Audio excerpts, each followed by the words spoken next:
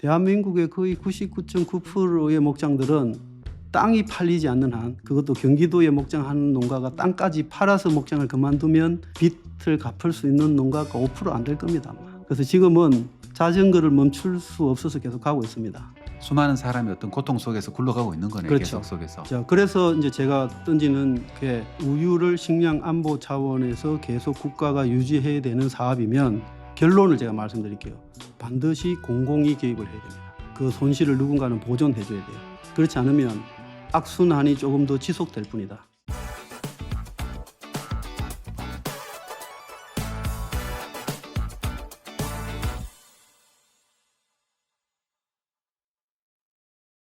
지난 시간 이어서 계속 얘기를 진행해 보도록 하겠습니다. 우리가 우유값을 얘기하기 위해서 왔잖아요. 예.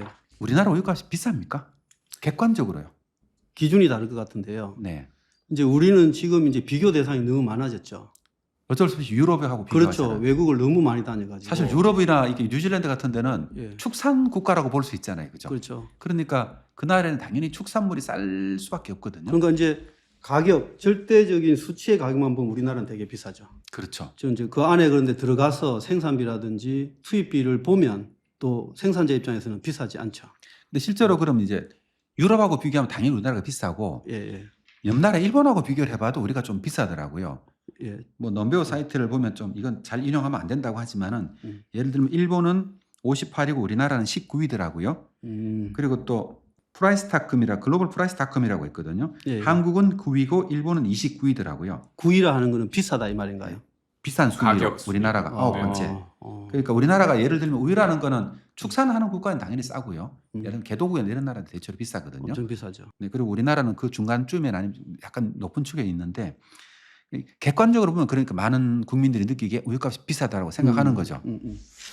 그러면 이제 지금 전 세계적으로 우유 가격은 대체적으로 어떻게 정해지냐면, 자, 우유는 축산물 그 가공법을 따르고 식품위생법을 따르고 그다음에 축산법을 따라요. 그러니까는 우유가 목장에서 생산돼서 냉각기에 들어갈 때까지는 축산법을 따라요. 그다음에 냉각기를 떠나서 우유 공장까지 갈 때는 식품위생법을 따릅니다. 그다음에 그게 공장을 떠나서 소비자한테 갈 때는 축산물 판매법을 따르고 식품법을 따르거든요. 그럼 보통 우리가 마트에 가서 사는 우유의 가격은, 우유는 특수한 어떤 위생상의 문제나 공중보건상의 문제 때문에 반드시 유가공 업체를 통해서만 소비자한테 갈 수 있어요. 그럼 그게 보통 우유 회사라죠. 지부 업체. 그럼 우리는 농가는 우유를 생산해서 우유 공장에 팔아 먹는 거죠. 이걸 영어로는 로우 밀크라 하고 우리나라 말로 원유라 합니다. 그러면 원유 수치 가격이 예를 들어서 1이라 하잖아요. 네. 그러면 소비자가 받는 가격은 2.5입니다. 이게 전 세계가 다 공통 룰이에요. 1대 2.5. 그렇죠. 1대 2.5나 1대 2.2, 네. 2.2에서 2.5 사이예요. 네. 그렇게 보면 전 세계는 항상 그 룰대로 움직여요. 예를 들어서 뉴질랜드의 리터당 원유 수치 가격이 300원이면 마트 가격은 750원 정도 해요. 그런데 우리나라는 지금 농가 수치 가격이 기준가 플러스 인센티브 가격, 예를 들면 체세포, 세균수, 그다음에 유지방, 유단백을 하면 지금 통계 기준으로는 농가당 평균 수치 가격은 리터당 1,250원 정도 됩니다. 그럼 거기에 2.2나 2.5를 곱하면 마트에서 우리가 사는 1리터 가격이 2,800원에서 3,000원 사이예요. 우리가 그 룰을 벗어나 있지는 않아요. 그러니까 소비자들이 우유를 외국에 비해서 절대 가격은 비싸다 하지만 생산 원유 나뷰 가격 대비 가격은 전 세계 평균 룰을 따르고 있다. 그렇게 볼 수 있습니다. 생산비가 비싸가지고 예를 그렇죠. 들면 우유값이 비싸다 이렇게 보는 게 맞겠네요. 그렇죠. 그럼 여기서 말하는 생산비는 이제 유사비라 해서 1리터 우유를 생산하는 데 들어가는 소가 먹는 사료비 네. 외에도 이제 모든 게 높아졌죠. 네. 감가상각, 기계 감가상각비, 그다음에 인건비, 그다음에 모든 뭐 전기세, 톱밥값, 뭐 그다음에 모든 비용이 다 올라갔죠. 예를 들면 그러면은 우유를 오랫동안 해오셨잖아요. 그러면 납품하는 우유 가격은 거의 안 오른 상태인가요? 그렇죠. 지금 저는 이제 대한민국에 한 4,500 농가 정도 있는데 지금 그냥 제 개인적인 이야기를 좀 드리면 팬데믹 이전에 유기농 풀 사료값은 780원 했습니다. 키로당. 그때 일반 그 커머셜 팜이라 하죠. 유기농이 아닌 그냥 일반 상업적인 목장에서 풀 가격은 450원에서 500원 정도 했습니다. 네. 그런데 지금 팬데믹 이후에 유기농 1kg 풀 가격은 키로당 1,000원이 됐습니다. 예, 그다음에 곡물 가격, 우리가 말하는 컨센트레이트 피더, 배합 사료 가격은 팬데믹 이전에는 키로당 유기농 사료 가격이 배합 사료 가격이 830원 정도 했는데 지금은 1,250원 됐습니다. 불과 4년 정도 지났겠죠. 4년 반 정도. 유기농 유대 수치 가격은 변동폭이 제로입니다. 사실 사료비가 뭐 37% 생산비에 정도 올랐습니다. 생산비에 거의 5, 60% 하잖아요. 70% 정도 차지하죠. 근데 그 정도 올랐다는 얘기는 낙농가들이 어렵다는 얘기네요. 그렇죠. 아까 제가 말씀드렸잖아요. 5년 내에 50%는 100% 사라집니다. 이거는 제가 뭐 좀 뛰어나서 하는 판단이 아니고 네. 조금이라도 낙농에 관여돼 있는 사람은 누구나 다 예상하는 거예요. 네. 예. 그리고 또 하나 이제 많은 분들이 우유값이 비싼 이유 중에 하나가 원유 가격 연동제라는 게 있다고 얘기를 하잖아요. 예. 그건 어떤 건가요? 우유는 우리가 그전에도 이야기했지만 식량의 차원에 넣어놨고 우리나라에서 물가를 관리해야 되는 품목에 넣어놨기 때문에 국가가 관리하는 품목입니다. 그래서 유대 수치 가격은 일종의 정부 고시 가격으로 결정돼 있어요. 예, 그래서 우유를 가공해서 판매하는 우유 회사, 그다음에 그거 정책을 지원하는 정부, 그다음에 생산하는 농민단체, 그다음에 학계 이렇게 한 12명 정도의 심의위원회에서 일종의 기준 가격을 정합니다. 그럼 그 기준 가격이 정해지면 이제 인센티브를 줘요. 유지를 잘 관리해야 되니까 유질에 관계되는 첫 번째 유지방, 그러니까 유단백, 그다음에 위생에 관계되는 체세포, 그다음에 세균수 이거에 대한 항목을 세분화해서 리터당 인센티브나 페널티를 적용하면 그게 이제 우리가 농가 수치 가격이 되는 건데 일종의 우리나라가 채택하고 있는 시장 경제에는 안 맞는 거죠. 수요와 공급의 법칙을 따르는 측면에서 가격이 결정되는 게 아니고 옛날에 이 법이 왜 만들어졌냐면 우유를 판매하는 회사의 행포에 농가가 협상력이 너무 떨어지니 중간에 중재를 넣어서 왜? 법적으로 우유는 세균이 자라기에 완벽한 조건을 갖추고 있기 때문에 콜드 체인이 형성되어 있지 않아서 농가가 직접 농산물의 원료로서 소비자에게 직접 판매하는 걸 다 막아놨어요. 그렇죠. 뭐 그거는 우리나라뿐만 아니라 전 세계가 공통입니다.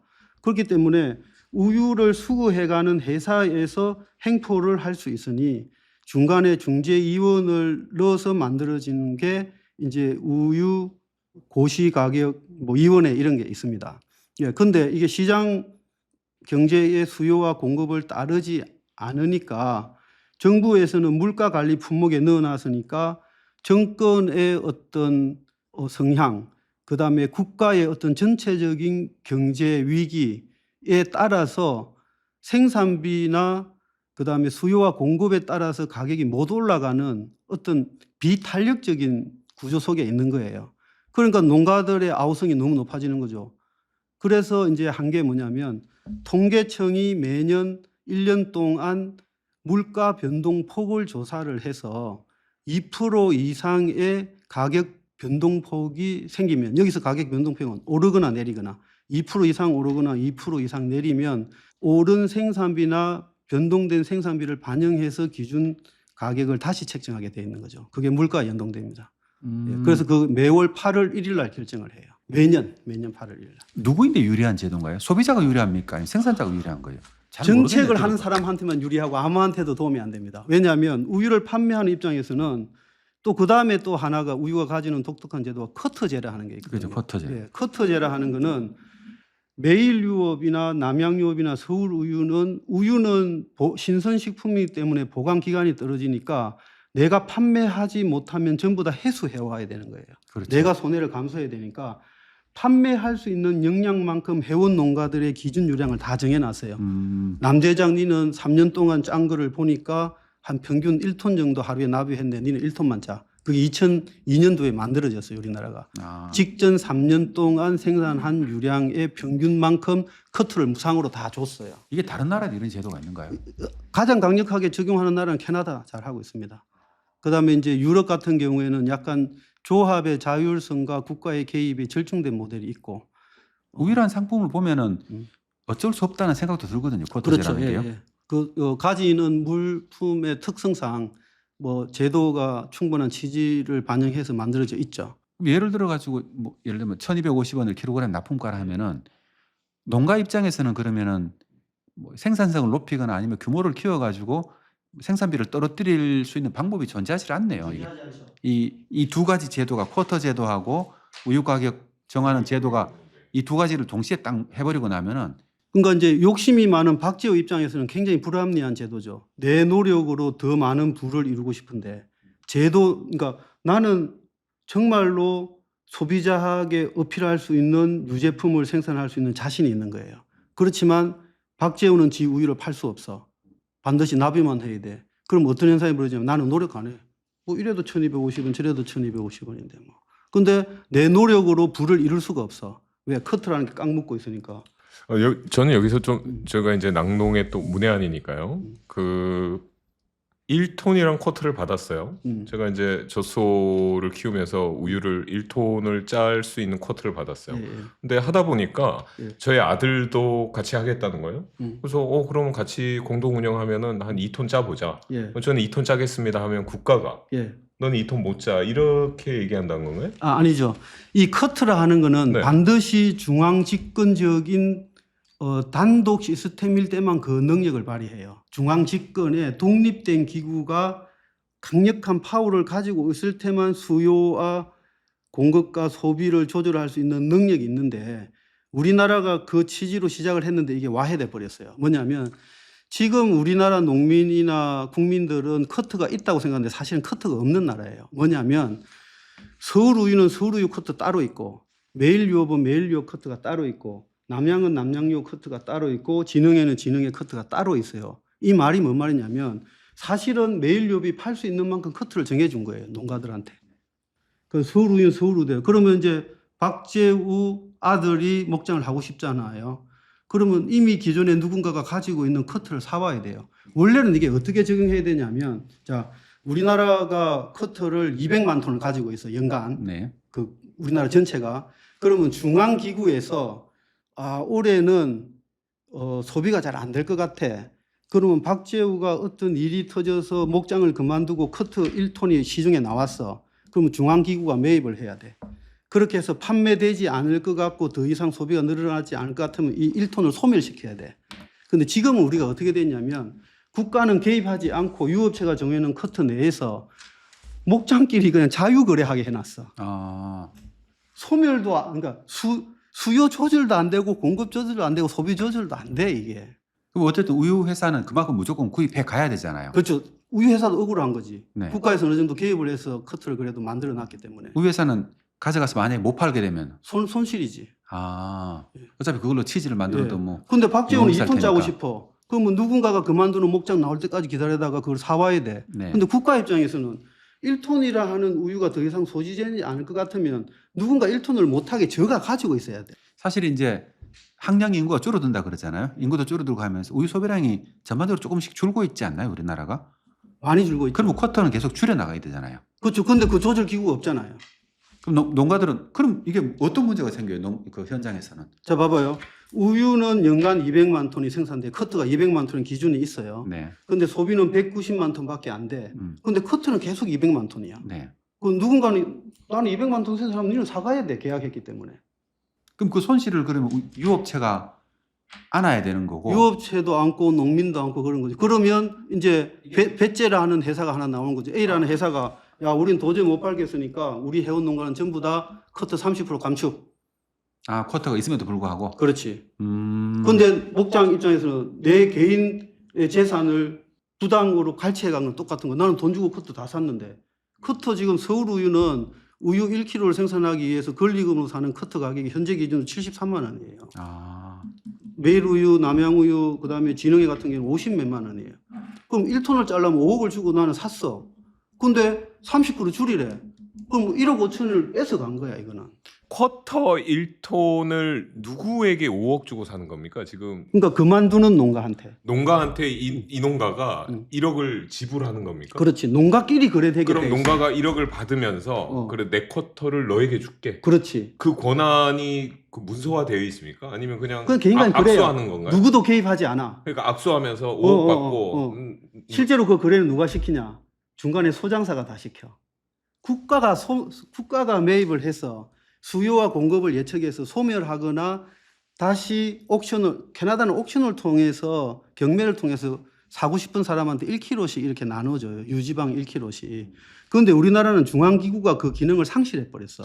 여기서 얘기하는 중앙기구는 정부인가요? 그게 이제 정부가 됐든 정부의 역할을 대신하는 대행기구의 협회가 됐든 여기서 대행을 해야 되는데 예전엔 그 기구가 있었습니까? 그거를 하려고 진흥회를 만들었지. 근데 막강한 머저리티를 가지고 있는 우유 회사가 우리는 거기 편입 못하겠어 나가버렸지.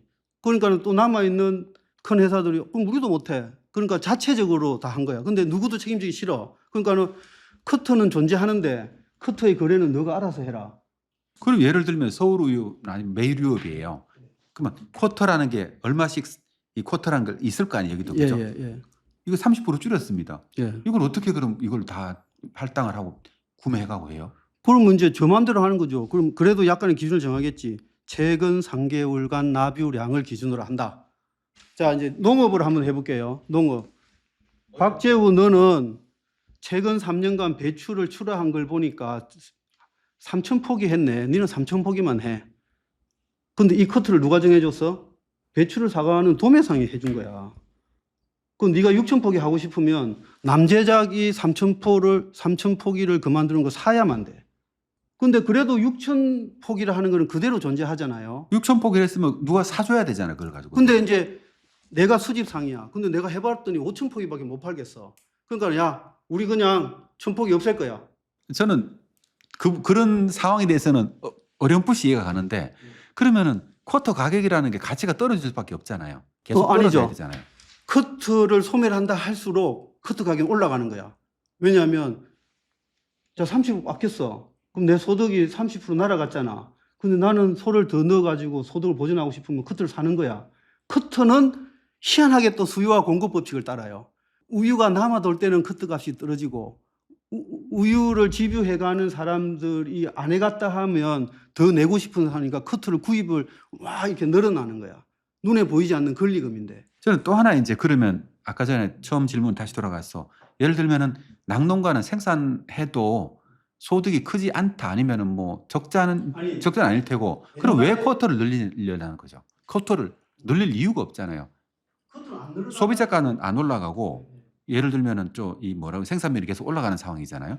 그러면은 쿼터를 포기해야 되는 게 맞죠. 풍선 게임인 거죠. 국가가 제가 숫자는 기억이 없는데 200만 톤이라 하는 200만 톤의 커트를 가지고 있을 거예요. 국가 전체가. 그럼 이 200만 톤에서 하나도 변하지는 않아. 200만 톤이. 근데 유업체별로 이걸 다 나눠 가지고 있어. 그럼 어떤 유업체가 도저히 우리는 경영도 악화되고 소비도 안 돼서 못 팔겠으니까 30%를 줄이겠다고 얼마 전에 모라토리엄을 선언했어. 네. 예. 그러면 그 해원 농가는 거기에 관계되어 있는 목장들은 30%를 줄여야 돼. 젖소 숫자를 줄여야 되네요.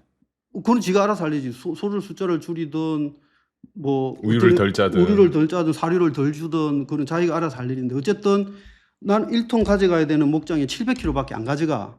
그리고 커터 이상 되는 거는 100원만 줘. 네. 그게 우리나라 지금 법이 그렇게 돼 있어요. 네. 커터 위에의 잉여 원료 가격은 리터당 100원 주는 게 지금. 아, 그럼 1,250원 어차피 우유를 뭐 쓸 데도 없으니까. 그렇죠. 버리면 또 환경 오염이니까. 그러네요. 예, 예. 그런데 그거를 수요 공급을 조절하기 위해서 만든 게 커터니까 우유가 남을 것 같으면 그만두는 목장에 커터를 사서 소멸시켜야 되는데 소멸을 시키지 않고 자유거래를 허용해놨다 이 말이지. 그러니까 200만 톤이라는 커터는 절대 줄지 않는 거야. 이건 소비는 안 되는데. 그런데 여기에 계약 관계에 있는 유업체는 손해를 보면서 우주를 가져가야 되는 시스템이고 그다음에 나는 부를 더 이루고 싶으니까 커터를 또 사야 되는 입장이고. 말씀 들어보니까 이 벼랑 끝으로 다들 달려가고 있는 느낌이네요. 그렇죠. 제가 이렇게 주장하니까 좀 이상해 보이지만 네. 이게 낙농 정책을 하시는 분이나 우유회사나 생산농가는 너무나 잘 아는 상식이기 때문에 이거를 단일화하는 움직임이나 집유 일원화의 움직임이 굉장히 끊임없이 시도되는데 그게 관계된 이권의 사람들이 너무 많아서 그러니까 님비가 너무 팽배한 거죠. 나는 괜찮아. 나는 내가 왜 이제 그런 데들이 있어. 그러니까 이게 아까도 궁금해했던 이게 분명히 문제가 됐는데 왜 개선이 안 되죠 하는 것처럼 아직까지 이게 사실은 좀 강력한 파워가 나와야 되는데 그게 안 나와. 아니면 안 그러려면 아까 제가 이제 이게 이제 결론에 말씀드리려 했던 부분인데 자, 우유는 뭔가? 낙농은 뭔가? 우유는 식량인가 식품인가 기호식품인가 사치품인가 이게 정의가 먼저 돼야 국가가 관리할 건가 말 건가 이거 될 거예요. 그래서 제가 원하는 거는 자, 국가가 더 이상 우유를 국민에게 건강 정진을 위해서 국가 안보를 위해서 관리해야 될 품목이 아니다 하면 손을 떼라 이거죠. 손을 떼게 되면 사실은 그런 많은 낙농가들이 파산할 수밖에 없잖아요. 지금 그것 때문에 다들 그런 거. 야, 다 망하면 어떡해. 그다음에 우루과이 라운드가 왔을 때 우리나라 농업은 다 죽는다 했잖아요. 야, 근데 오히려 수출길이 열리고 더 경쟁력이 있어지고 산업은 더 좋아졌잖아요. 지금 딱 그 부분인 거예요. 지금 정확하게 지적하셨는데 야, 그러면 우리나라 낙농산업 다 무너지면 어떡해? 제가 봐서는 안 무너집니다. 사람이 그렇게 어리석지 않고 농민이 어리석지 않습니다. 다 자생의 방법이 있고 다 경쟁력이 있습니다. 지금은 냉각기에 우유만 넣어 놓으면 누군가가 알아서 다 팔아주는 시장에 다 고착화되어 있는 거예요. 경로 오전성이 너무 큰 거죠. 그러니까는 내가 생산된 우유가 치즈로 만들든 버터를 만들든 요구르트를 만들든 우유 회사가 자빠지도 나는 상관없어. 나는 커트 1톤이 있으니까 니는 가져가야 돼. 1250원에. 두 번째 또 우유 회사는 우유도 팔리지도 않는데 또 저 1톤을 내가 가져와야 돼. 다 미치는 누구도 성자가 없는 거야. 정부는 정부대로 고민이야. 야, 이걸 우리가 이걸 개입 안 하면 낙농가가 다 무너져서 또 우유가 또 생산이 안 되면 어떡해. 자, 그러려면 저는 기준이 생겨요. 자, 우유를 그러면 정부가 관리해야 될 품목인가? 물가를 관리해야 되는 품목인가? 식량으로 바라볼 건가?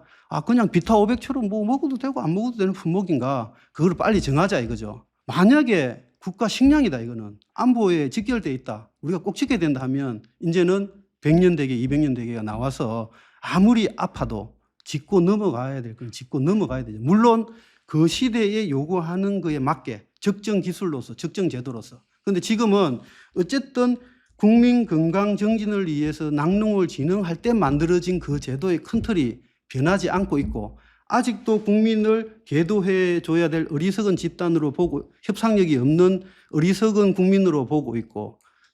박 지사님 어떻게 들으셨어요?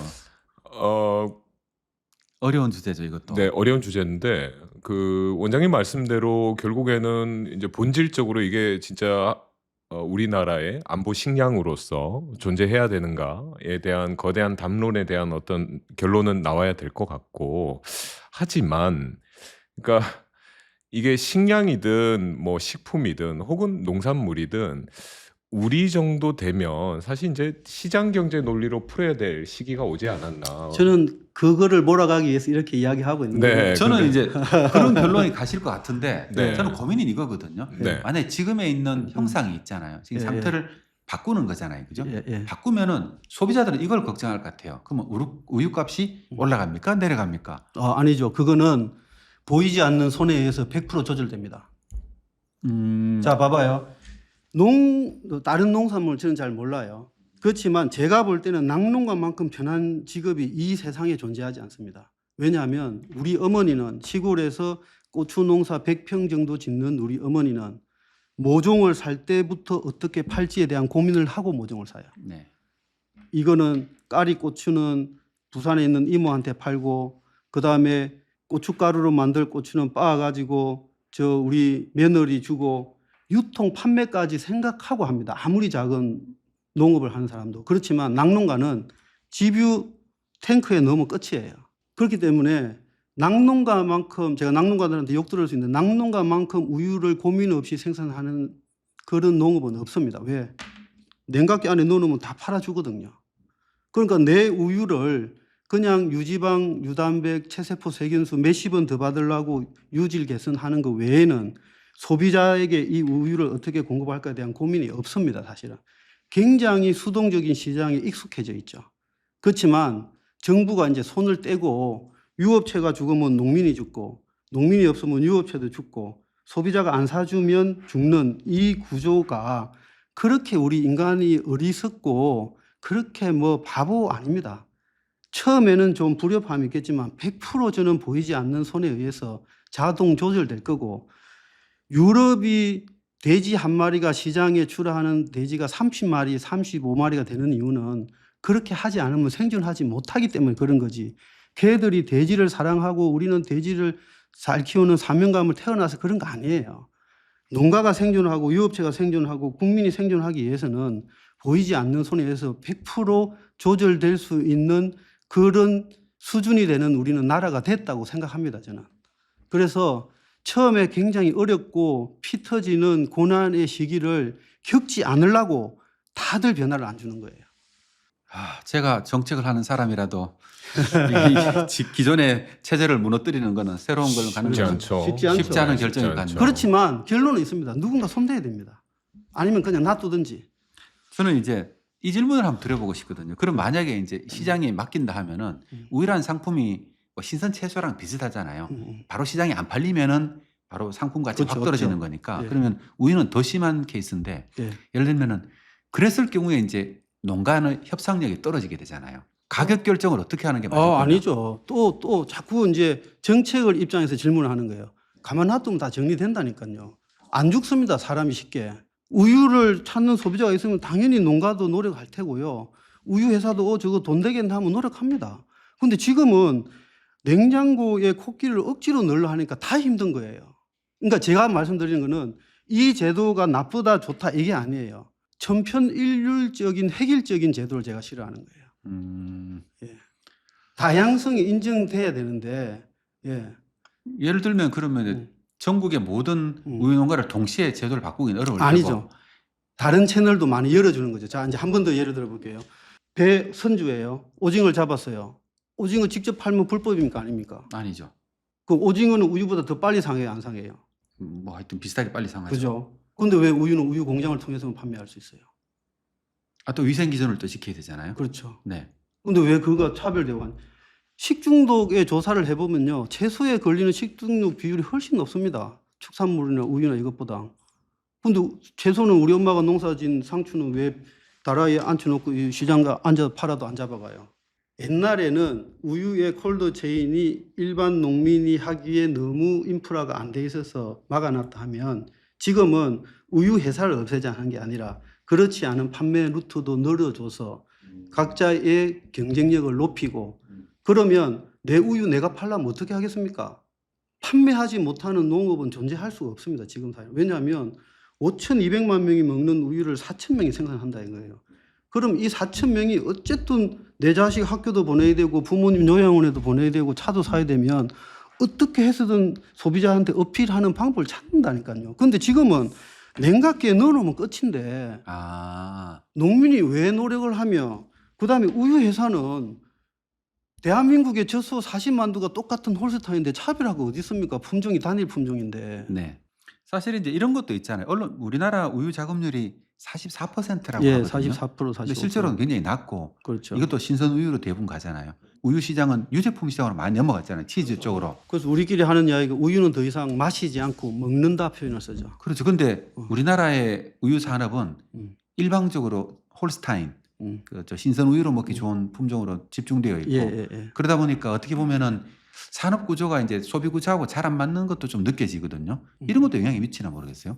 일단은 이제 아는 만큼 보인다고 우리나라 사람들의 머릿속에는 까맣고 하얀 얼룩소, 그러니까 홀스타인이라는 품종이 젖소로 각인돼 있죠. 근데 이제 그것 때문에 뭐 이 시장이 그렇게 됐다 보기는 어려울 것 같고, 이제는 좀 이거의 영속성이나 소비자의 선택의 다양성을 충족하기 위해서는 전 세계에 우유를 생산할 수 있는 품종이 12가지 정도 있거든요.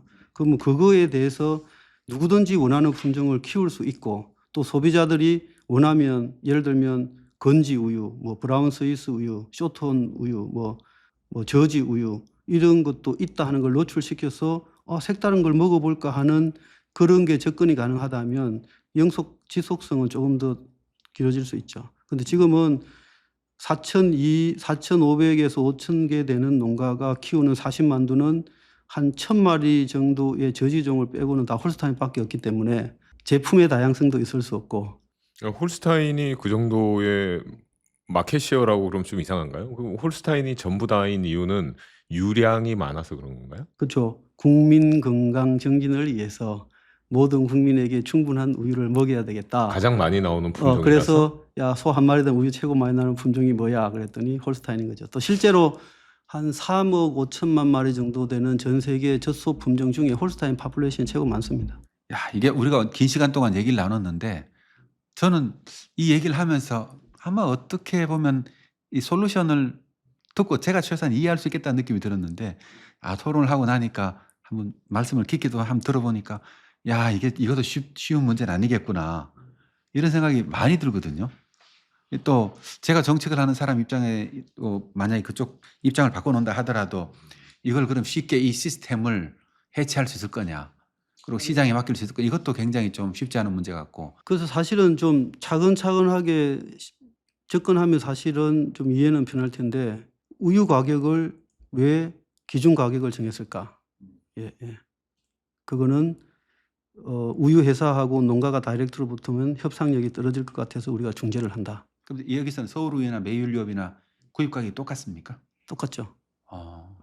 거기에 기준 가격이라는 게 있고 거기에 아까 제가 말씀드렸던 우유 품질에 대한 인센티브가 있는데 그거의 가격의 인센티브 폭은 뭐 그렇게 크진 않은데 유업체마다 조금씩 더 주기도 하고 덜 주기도 하는 거죠. 그렇지만 기준 가격은 있습니다.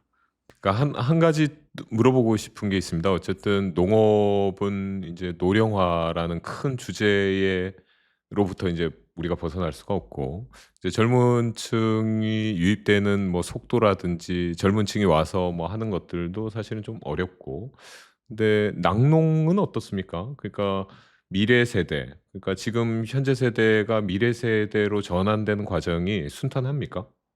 우리가 축산인들은 우리가 어디 가서 이야기하면 원재가 있는 축산인 하현재입니다. 이래요.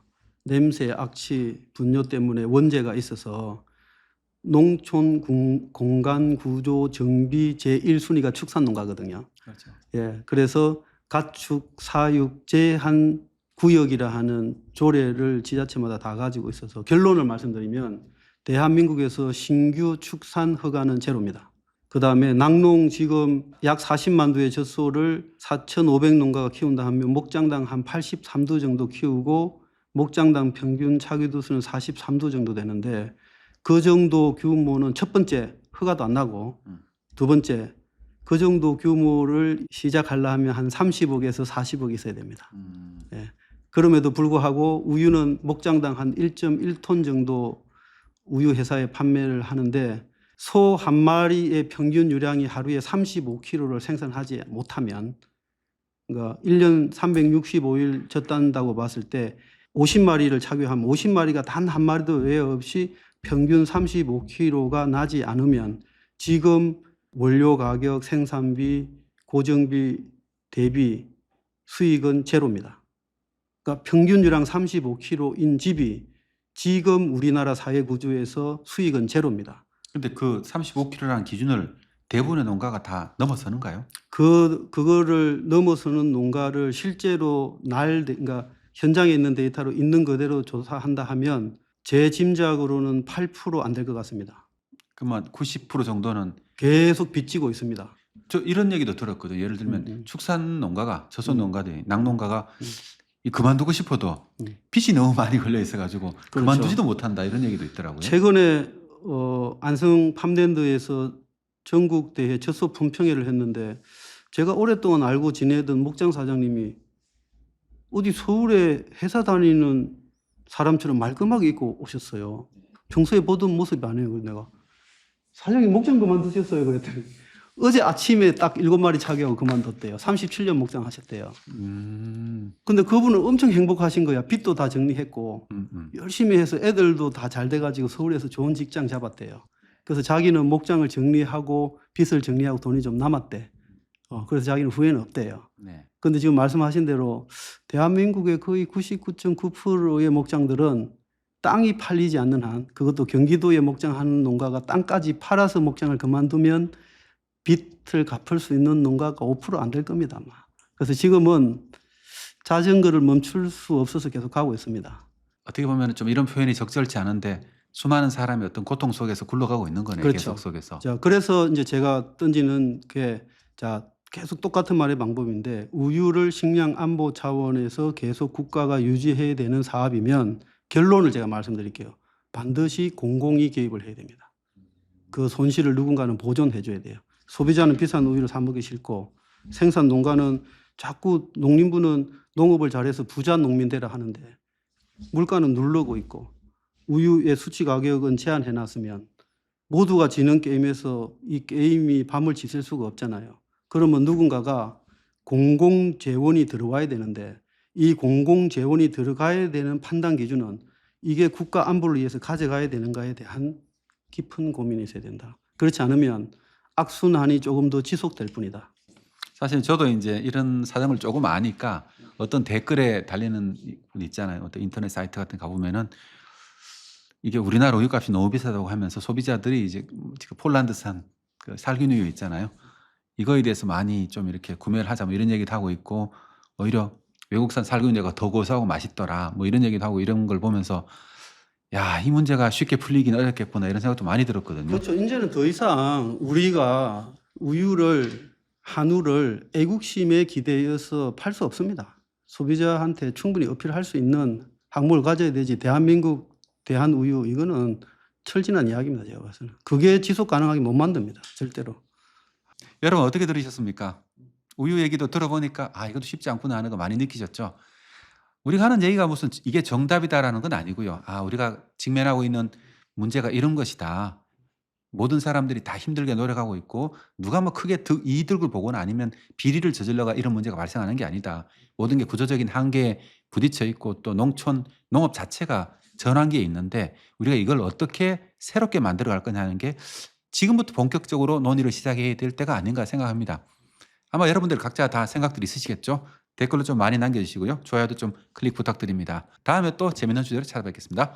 네, 고맙습니다. 네, 감사합니다. 감사합니다.